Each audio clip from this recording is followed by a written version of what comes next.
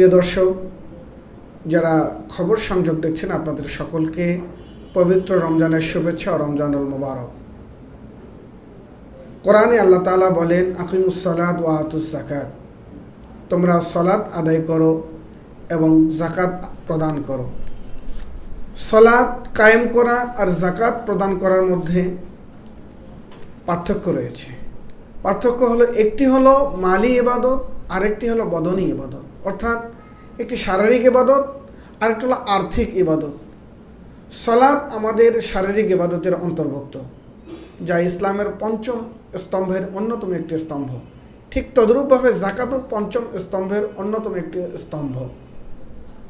তো যাকাত কখন আমরা আদায় করব, কিভাবে যাকাত আমাদের উপর ফরজ হয় এবং কাদেরকে যাকাতের অর্থ আমরা প্রদান করব, এ বিষয়ে আমরা আজকে শিখব ইনশাআল্লাহ। প্রিয় দর্শক, যাকাত ওই ব্যক্তির উপর ফরজ হয় যার উপর নেশাব পরিমাণ মাল রয়েছে। নেশাবটা কি? নেশাব হলো স্বর্ণের হিসাবে 7.5 ভরি স্বর্ণ এবং রূপার হিসাবে 52.5 ভরি রূপা যদি কারো মালিকানায় থাকে, পূর্ণ মালিকানায় থাকে। এই স্বর্ণ বা রূপার সমপরিমাণ অর্থ যদি আপনার কাছে থাকে এবং এই অর্থটা পূর্ণ মালিকানা আপনার থাকে, আপনার আর কোনো ঋণ না থাকে, এবং এই অর্থ পূর্ণ 1 বছর আপনার নিয়ন্ত্রণে থাকে, তাহলেই কেবল আপনার উপর যাকাত ফরজ হবে। এখানে একটি মাসালা আছে।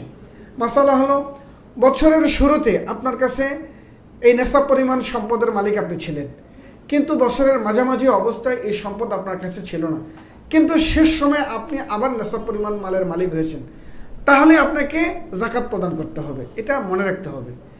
কিন্তু যদি আপনার বছরের মাঝে শেষে ছিল না, শুরুতে ছিল, মাঝেও ছিল, শেষে ছিল না, তাহলে আপনাকে যাকাত দিতে হবে না। অর্থাৎ প্রথমে এবং শেষে যদি আপনার নেশাবের সম্পদ আপনার নিয়ন্ত্রণে থাকে বা আপনার নেশাবের মালিক আপনি থাকেন, তাহলে অবশ্যই আপনাকে যাকাত প্রদান করতে হবে। এখন কোন কোন সম্পদের যাকাত দিতে হয়? উৎপাদনশীল সম্পদ, যেমন আপনার গরু আছে, বা ব্যবসায়ী আপনি একটা ফ্যাক্টরি করেছেন, এটা আপনার উৎপাদনশীল সম্পদ, এটা দিয়ে আপনি লাভ করতেছেন, ব্যবসা করতেছেন। এই গরু, মহিষ, ছাগল এবং উৎপাদনশীল আপনার যে ফ্যাক্টরি, এগুলোর যাকাত আপনাকে প্রদান করতে হবে। তো এই যাকাত কাদেরকে আমরা দেব? যাকাত 8 শ্রেণীর মানুষকে আমরা যাকাত দেব। 1 নম্বর ফকির, মিসকিন এবং যাকাতের কাজে নিয়োজিত ব্যক্তিকেও আমরা যাকাত প্রদান করতে পারবো। ইসলামের প্রতি আকৃষ্ট করার জন্য কাউকে আমরা অমুসলিমকে যাকাত প্রদান করতে পারবো। দাস, আগে দাস প্রথা ছিল, এই দাস মুক্তির জন্য আমরা তাকে যাকাত প্রদান করতে পারবো। এবং ঋণগ্রস্ত ব্যক্তি, তার একসময় অনেক সম্পদ ছিল কিন্তু এখন সে দেউলিয়া হয়ে গেছে, তাকেও আমরা যাকাত প্রদান করতে পারবো। এবং আল্লাহর রাস্তায় যারা রয়েছেন তাদেরকে আমরা যাকাত প্রদান করতে পারবো। সর্বশেষ মুসাফির ব্যক্তি, গ্রামে তার অনেক অঢেল সম্পদ রয়েছে কিন্তু সে সফরের হালতে রয়েছে, এখন তার কাছে কোনো কিছু নেই, আমরা এই মুসাফির ব্যক্তিকেও যাকাত প্রদান করতে পারবো।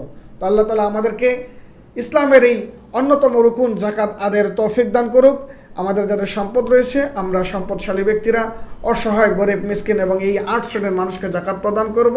আল্লাহ তাআলা আমাদের সকলকে যাকাত প্রদানের তৌফিক দান করুক। আমিন।